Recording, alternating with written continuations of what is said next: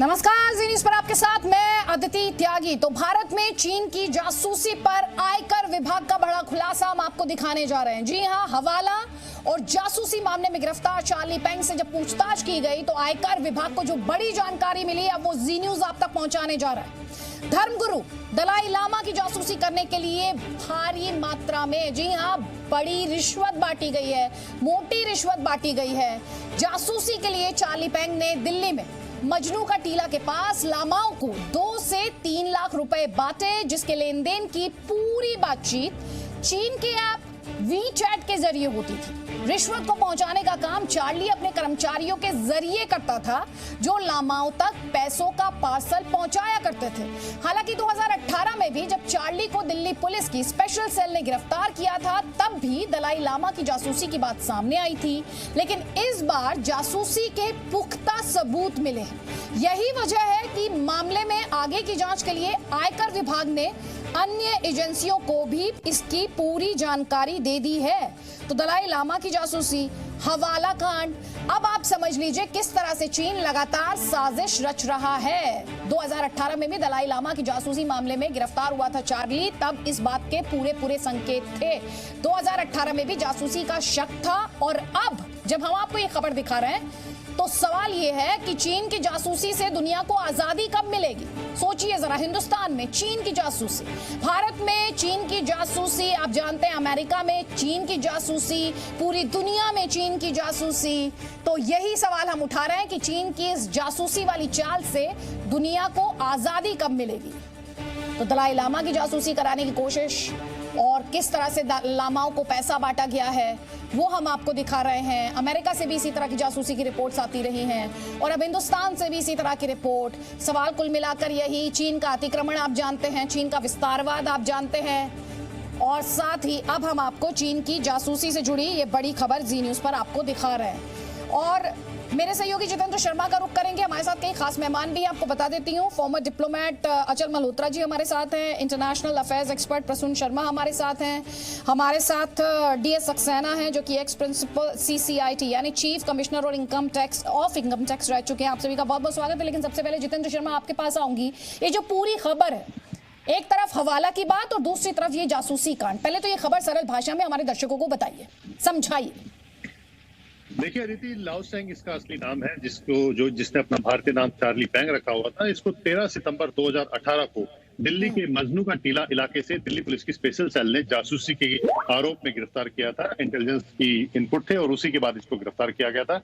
Charlie पेंग, जो कि जिसका असली नाम लाओ सेंग है, ये चाइना के तिब्बत ल्हासा इलाके का रहने वाला है, और इसको खास तौर पर भारत में दलाई लामा की जासूसी के लिए भेजा गया था, और इसीलिए इसको मजनू के टीला के पास से उस समय गिरफ्तार किया गया था जब जो तिब्बती है, क्योंकि मजनू का टीला वो इलाका है जहां पर सबसे ज्यादा तिब्बती शरणार्थी के तौर पर रह रहे हैं, और उसी जगह पर कुछ लामाओं को इसने जासूसी के अपने रिंग में फंसाने की कोशिश की थी। उनके पास कुछ पैसे भी पहुंचाए थे, और उसी के बाद इंटेलिजेंस के इनपुट के आधार पर इसको गिरफ्तार किया गया था। हालांकि बाद में इसके पास से जब रिकवरी हुई थी, इसमें 2 आधार कार्ड थे, जो कि एक दिल्ली से बना हुआ था, एक मणिपुर से बना हुआ था। वहीं जो भारतीय नाम के आधार पर इसने मणिपुर के पते पर गुवाहाटी रीजनल पासपोर्ट ऑफिस से एक पासपोर्ट बनवा रखा था। उसी समय ये बात आई थी कि किस तरह से ये जासूसी का नेटवर्क फैला रहा है, लेकिन क्योंकि किसी वजह से ये बात स्टैब्लिश नहीं हो पाई थी, जिसके बाद पासपोर्ट एक्ट में इसको गिरफ्तार किया गया था, फॉर्जरी के एक्ट में इसको गिरफ्तार किया गया था। उसके बाद ये जमानत पर रिहा था, लेकिन उसके बाद से ही लगातार इंटेलिजेंस एजेंसियां इसके ऊपर नजर रखे हुए थी।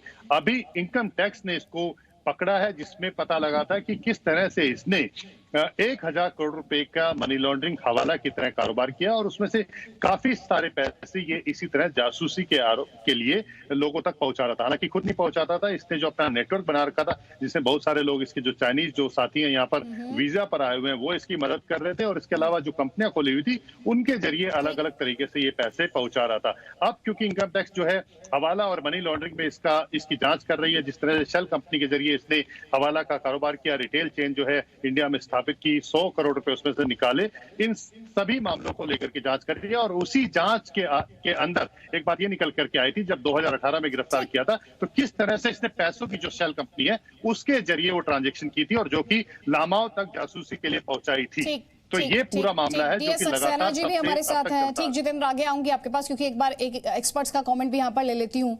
डीएस सक्सेना जी, हमारे दर्शकों को आप समझाइए, हवाला शेल कंपनियां, जैसे कि जितेंद्र पूरी इंफॉर्मेशन यहाँ पर दे रहे हैं, ये पूरा जो रैकेट है, जो पूरा नेक्सस है, इसे लेकर आपका एक्सपर्ट कमेंट चाहेंगे यहाँ पर।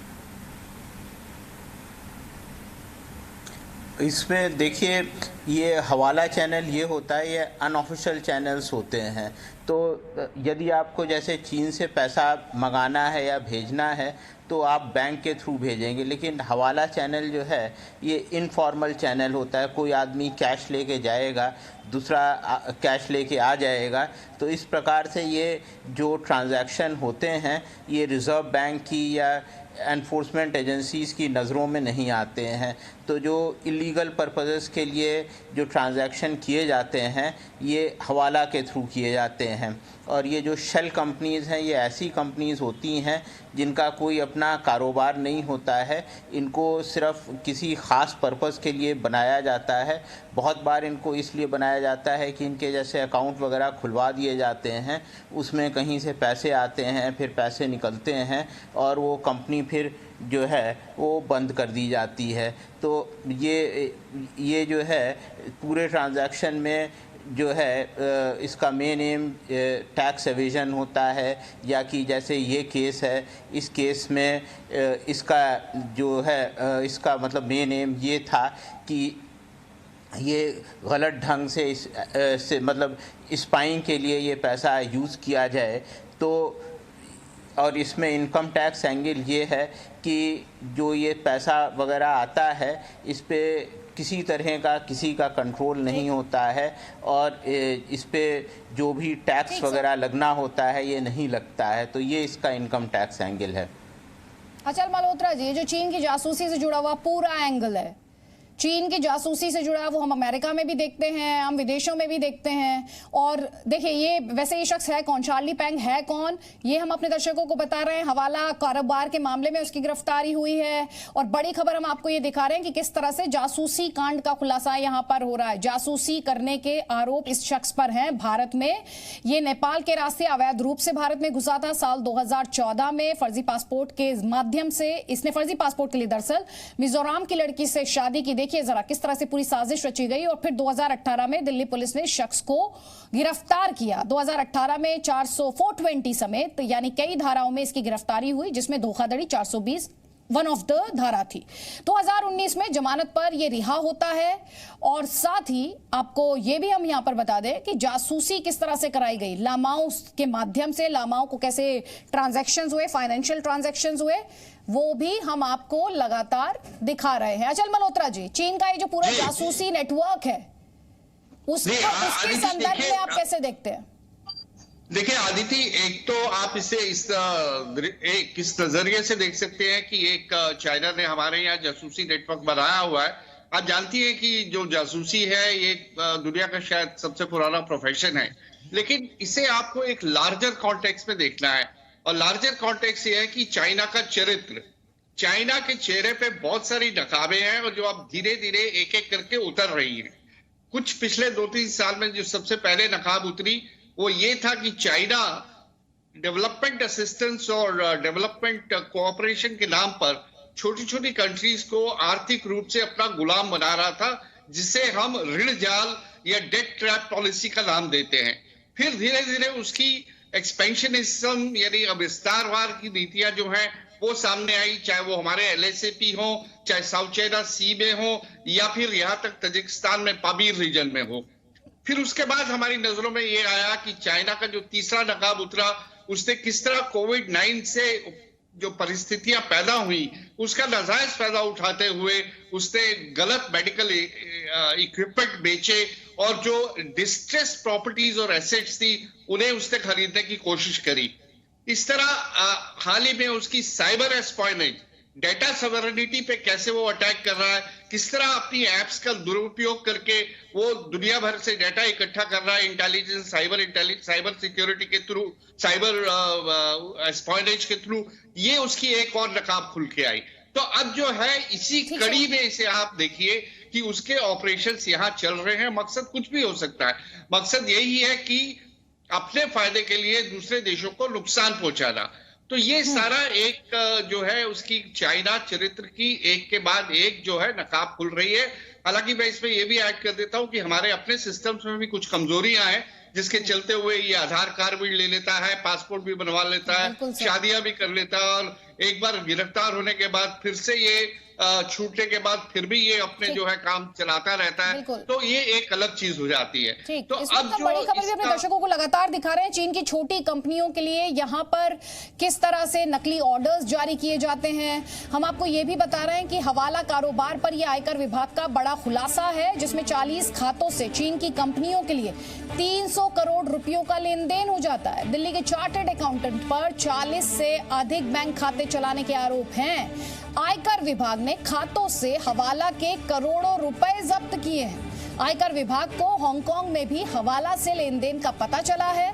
चीन की छोटी कंपनियों के लिए, जैसा कि हम आपको बार बार बता रहे हैं, नकली ऑर्डर जारी कर रही थी बड़ी कंपनियां। तो सोचिए जरा, हमारे साथ कई खास मेहमान लगातार बने हुए हैं। आपको बता दें, प्रसून शर्मा, आपसे मैं जानना चाहती हूँ, विस्तारवाद हो, चीन का अतिक्रमण हो, और सिर्फ हिंदुस्तान के खिलाफ नहीं, दुनिया भर में, ताइवान से लेकर जो उसके सारे पड़ोसी हैं, इंडोनेशिया, फिलीपींस, हर किसी को उससे शिकायत है, जापान, कुल मिलाकर अतिक्रमण पर हारा, विस्तारवाद पे हारा, तो अब जासूसी का सहारा, हवाला का सहारा। चलिए, प्रसून शर्मा तक आवाज नहीं पहुंच पा रही है, जितेंद्र का रुख कर लेते हैं। जितेंद्र, वही सवाल कि हम देख रहे हैं विस्तारवाद पर हार रहा है, अतिक्रमण पर हार रहा है, सिर्फ हिंदुस्तान ही नहीं दुनिया भर में, और अब ये हवाला और साथ ही जासूसी वाला दुस्साहस है। वो लगातार अपनी जो इस तरह से कह सकते हैं कि इस तरह की कोशिशें लगातार भारत में कर रहा है। वो कभी अलग अलग तरीकों से वो भारत को घेरने की कोशिश कर रहा है, लेकिन भारत भी उसको लेकर के तैयार है, और जिस भी तरह से उसकी कोशिश की जा रही है उसको वो तोड़ने के लिए तैयार है। क्योंकि अगर आप इस जासूसी रिंग की बात अगर आप देखें, तो जासूसी रिंग पर ऐसा नहीं है कि भारत की नजर नहीं है या जो इंटेलिजेंस एजेंसीज हैं उनको इस बात की जानकारी नहीं है, लेकिन जहां पर भी जब भी इस तरह की कोई मामले सामने आते हैं या इस तरह के लोग नजर आते हैं, तो उसको लेकर के इंटेलिजेंस विंग बिल्कुल सक्रिय हो जाती है। और हर एक इंटेलिजेंस एजेंसीज का काम करने का एक अपना तरीका होता है, क्योंकि ऐसा नहीं है कि भारत को इसकी जानकारी नहीं थी, भारत को इसकी जानकारी थी, और तभी इसको 2018 में गिरफ्तार किया गया था। और उसके बाद से जिस तरह से ये आगे काम कर रहा था, तो इंटेलिजेंस एजेंसीज इसके ऊपर लगातार नजर रख। प्रसून शर्मा, अगर आप तक आवाज पहुंच पा रही हो, तो मेरा सवाल वही है कि अतिक्रमण, विस्तारवाद पर दुनिया भर में कॉर्नर्ड है, संक्रमण पर कॉर्नर्ड है इस समय चीन, तो कुल मिलाकर हवाला और अब जासूसी के माध्यम से ये दुस्साहस करेगा भारत के खिलाफ।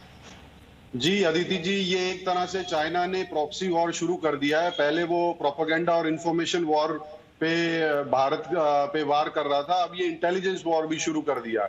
इसके तहत एक प्रमुख मुद्दा मैं उठाना चाह रहा हूं कि ऐसी कई चाइनीज कंसल्टिंग फर्म्स हैं जो कॉर्पोरेट अफेयर जैसे कंपनी रजिस्ट्रेशन और ये सर्विसेज प्रोवाइड कर रही हैं।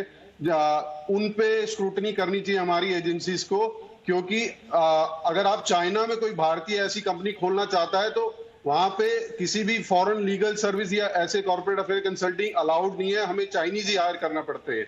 पर भारत में ये अलाउड है, और इसके कारण काफी Chinese fully owned consulting firms ऐसी सर्विसेज प्रोवाइड कर रही है, तभी वो पैन कार्ड बनवा सकती हैं, तभी वो कंपनी रजिस्ट्रेशन सर्टिफिकेशन ले सकती है, और फिर उस चैनल्स को मिसयूज करके पासपोर्ट वगैरह या आधार कार्ड भी बना सकती है। बिल्कुल, और किस तरह से ये प्रोपेगेंडा से रिलेटेड है, डीएस सक्सेना जी, ये जो हवाला वाला प्रोपेगेंडा है, ये जो हवाला के माध्यम से हिंदुस्तान को डेंट करने की कोशिश की जा रही है, उसे हिंदुस्तान और किस तरह से टैकल कर सकता है, और ये कितना बड़ा चैलेंज है? क्योंकि हम यहाँ पर शेल कंपनियों की भी बात कर रहे हैं, हम नकली कंपनियों की बात कर रहे हैं, बड़ी कंपनियां नकली कंपनियों के साथ जो कर रही हैं। ये काफ़ी बड़ा चैलेंज है, लेकिन हम लोग इसको फेस करने के लिए सक्षम हैं।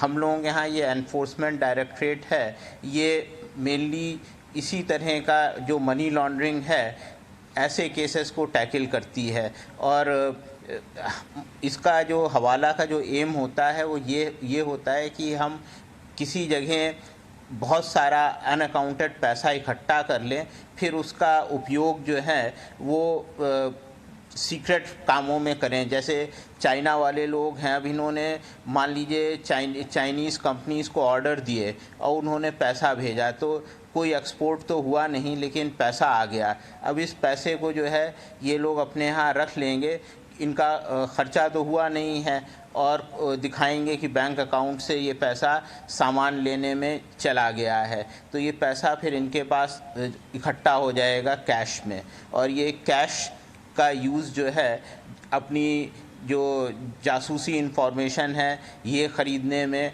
और दूसरे ऐसे ही कामों में यूज़ करेंगे। लेकिन जी इनकम टैक्स ने इनको पकड़ लिया है, और दूसरी एजेंसीज भी जो हैं वो सामने आ गई हैं, तो इनके ये मंसूबे कामयाब नहीं हो पाएंगे।